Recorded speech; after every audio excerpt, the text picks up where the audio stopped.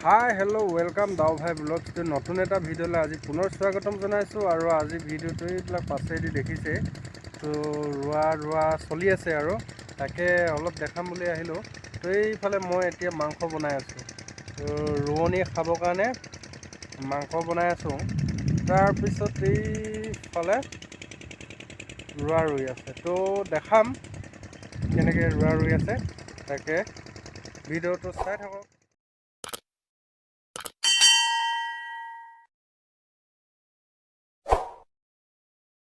এতিয়া মই এইখিনি শাকখিনি তো শাকখিনি দেখাম এইখিনি শাকখিনি দেই পুৰিছে আমি মানে এনেকৈ পথাৰতে আৰু শাক চাক বনাই খাওঁ যেতিয়া ৰুৱা ছিজন হয় খেতিৰ ছিজন। অ' মাই গড দেহি গ'ল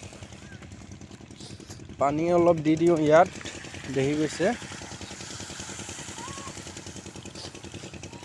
তো পানীটো দিয়া হৈ গ'ল এতিয়া লয়। অ' মা বহুত গৰম হৈ গ'ল এটা পাত এইবিলাক তলত লাগি গৈছে এইবিলাক।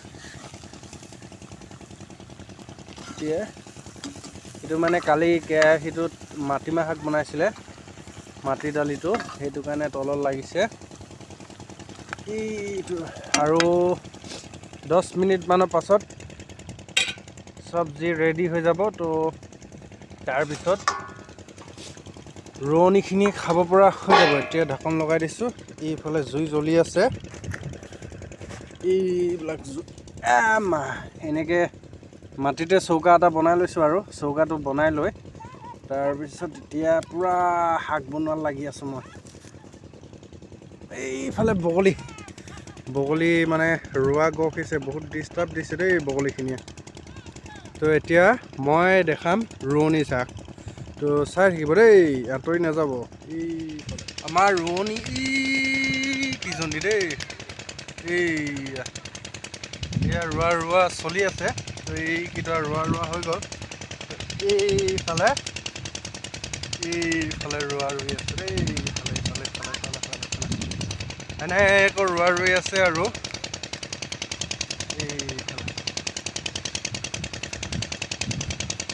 এইখনিয়ে আমাৰ পথাৰখনি দেই এইখনি আমাৰ পথাৰখনি।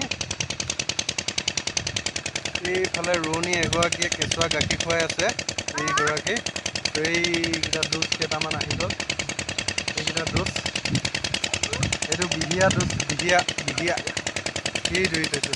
বিহিয়া ভাই বিহিয়া ভাই এইটো বলাইছে এইফালে এনেকৈ এইবিলাক ৰুৱা ৰুই আছে আৰু এইবিলাক ৰুৱা ৰুই আছে দেই এইবিলাক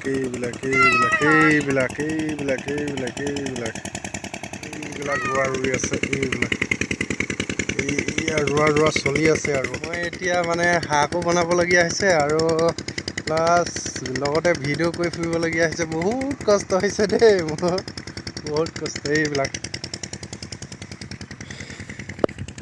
এইখিনি পৰহি ৰুই হৈ গ'ল তো এতিয়া এইখিনি ধানত পানী দিয়া পৰ্ব ষ্টাৰ্ট হৈ আছে তো ইয়াত পানী দি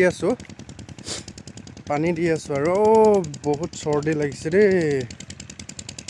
এইবিলাক পানী গৈ আছে দৱাই পানী সোমাই আছে আৰু তো এতিয়া আকৌ মই শাকখিনি চাবলৈ আহি গৈছোঁ। মোৰ শাকখিনি হৈছেগৈ আৰু হ'লে আৰু বেছি টাইম নাই। শাকখিনি ক'ত গৈ এইখিনি তো মই মানে শাক বনোৱাত অলপমান স্মাৰ্ট ঘৰতো মানে শাক চাক ভাত মই বনাই মানে ভাল পাওঁ আৰু সেইটো কাৰণে ইয়াতো শাকটো বনাবলৈ দিলে তো শাকটো বনাই দিলোঁ। মাংস হ'লে বিশেষকৈ বেছি বনাওঁ মানে তো উলিয়াই খাই থাকোঁ নাই সেইটো কাৰণে। তো বেলেগ চব্জি হ'লে মই নবনাওঁ ডিম বা মাংস হ'লে মই বনাওঁ।